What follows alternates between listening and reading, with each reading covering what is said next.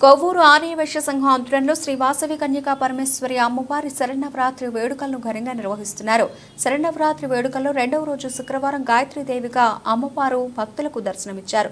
ఆర్యవైశ్య ముత్తైదువులు, కన్యలు అమ్మవారికి సహస్ర కుంకుమార్చన కార్యక్రమంలో పాల్గొని కుంకుమ పూజలను నిర్వహించారు. భక్తులు అధిక సంఖ్యలో పాల్గొని అమ్మవారి పూజలను నిర్వహించారు.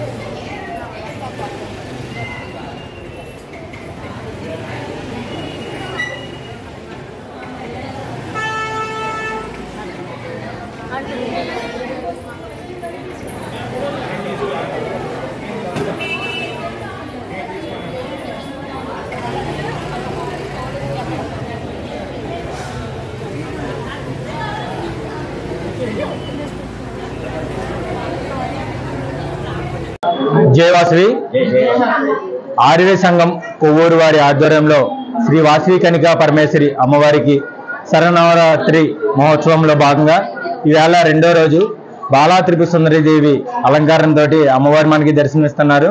అలాగే వారి యొక్క కృపకు ప్రతి ఒక్క ఆర్యవేశీలు కూడా పాల్గొని ఈ యొక్క కార్యక్రమంలో ఆర్యవేశీలు అందరూ కూడా పూజ భక్తి శ్రద్ధలతోటి అందరూ కూడా వచ్చి పూజలు నిర్వహిస్తున్నారు.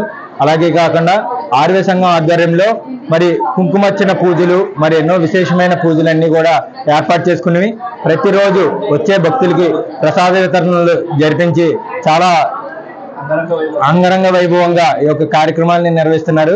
మరి వారితో భాగంగా మా అందరికీ అవకాశం కల్పిస్తున్నటువంటి ఆర్య సంఘ పెద్దలకి అలాగే అందరికీ కూడా ధన్యవాదాలు తెలియజేసుకుంటూ సెలవు తీసుకుంటున్నాను. జై శ్రీ వాసవి మాత.